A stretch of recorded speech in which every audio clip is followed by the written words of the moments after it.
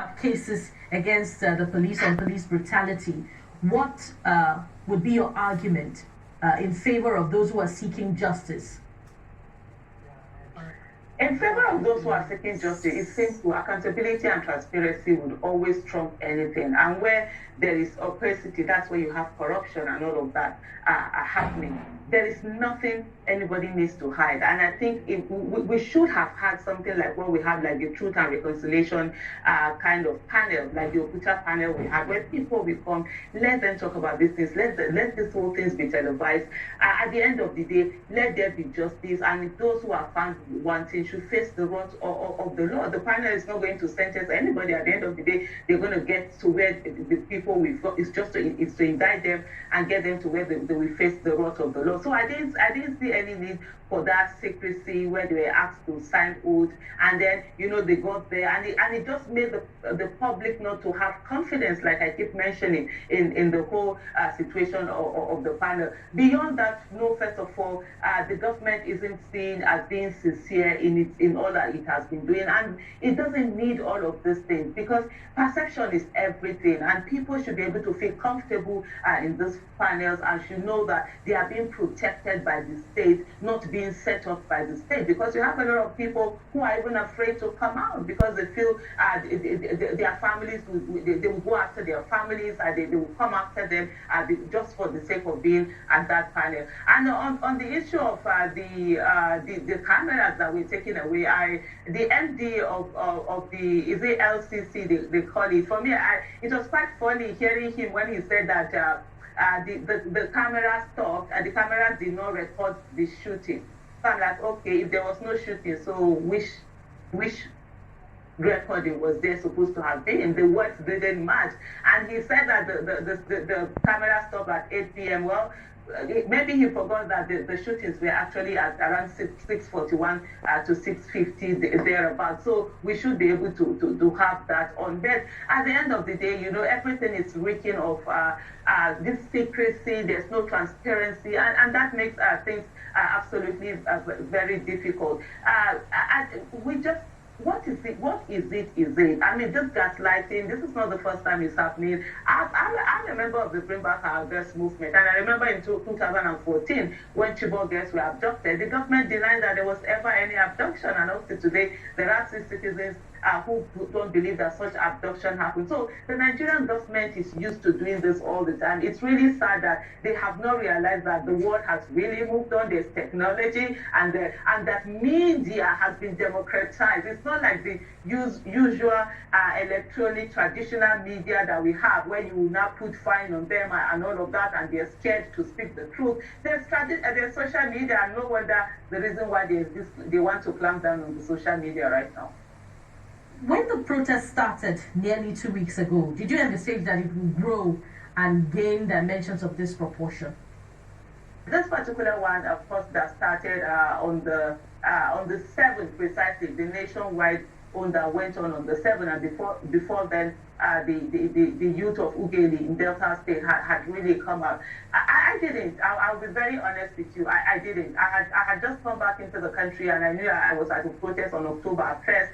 After my quarantine, that was the first day that I could come out, so I came out on that October 1st for a protest. And I did say to Nigerians that, look, many people just sit at home and play him and say all sorts of things, but they never come out. You will see 10,000 retweets, the only 100 at protests. And I did my talk, and plus some of the security agents that were sent there to intimidate the protesters on October 1st. So honestly, I never envisaged what happened. But one of the things that I will tell you that if all the other protests that we had, that we came out, even the Sars protests of before, it was mainly protests of empathy. People who felt empathy, who wanted to empathize, that were coming out. But it wasn't like this one. This one is a protest of survivor. A lot of people that came out were actually victims, or had family members who were victims or had been victims, and some of them were even victims many times over. So it was personal to them. And they were saying that we're being killed under the cover of darkness, and we do not want to be killed again in broad daylight. I mean, unfortunately, that's what they got, death in broad daylight. Now, at a point, the pioneer, quote unquote, of the Sars movement Segali Shegun Awosoya, began to differ on the approach and asked, for a sort of rest from the protest. I think that was the point of departure, correct me if I'm wrong now, with the other voices in the movement. Would you say that this seeming divisiveness was one of the things or the factors that worked against the protests? Well, there was no divisiveness. Yes, NSAS, the hashtag NSAS was coined by someone, by Shegun, and over the years he has worked on police brutality, on ensuring that people who were facing police brutality were doing all of that. But Shegun, and he has said it many times, is never a protest person, has never been the one to be on the streets. His own is to work with the police when there are victims, and then he goes on to help them there. And for me personally, one of the things that I believe in is the fact that there should not be anybody helping anybody. Even be the brutality in the first place. There should not be the molestation. There should not be the extortion. So on the issue of the protest, so it had nothing. There was no how do I put it, breaking up of rank or anything, because he was doing his own thing, which is to ensure you people who are being victims get justice from police and all of that, and then working on the reform and all of that. But then this was a street protest saying the brutality has to stop. So there were two different things. And then Shegun was never on the streets. I remember the first protest. You'd be wrong there. You'd be wrong there. I saw quite a number of tweets, coming at him saying that he may be feeling left out because a movement he started had been taken away or hijacked, so to speak, from him.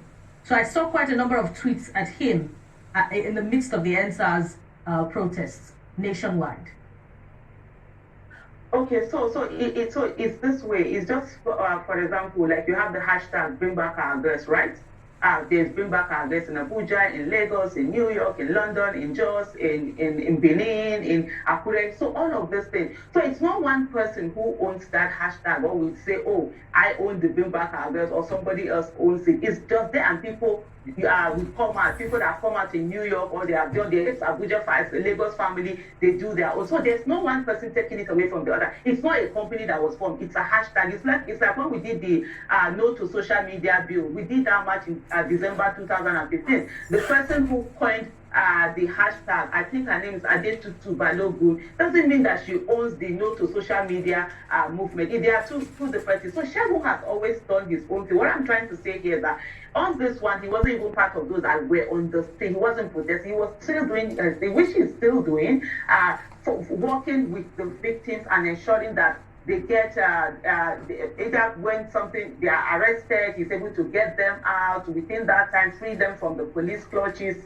and all of that. In the meantime, we'll take a break on fireworks. When we return, we'll look more at emerging reports about the lives of NSAS protesters being threatened, and of course that all important issue of mourners, of persons who are said to have died during the Lekki October 2020 shootings. Look at whether it is true or not that their lives are being threatened. Stay with Fireworks. We'll be right back.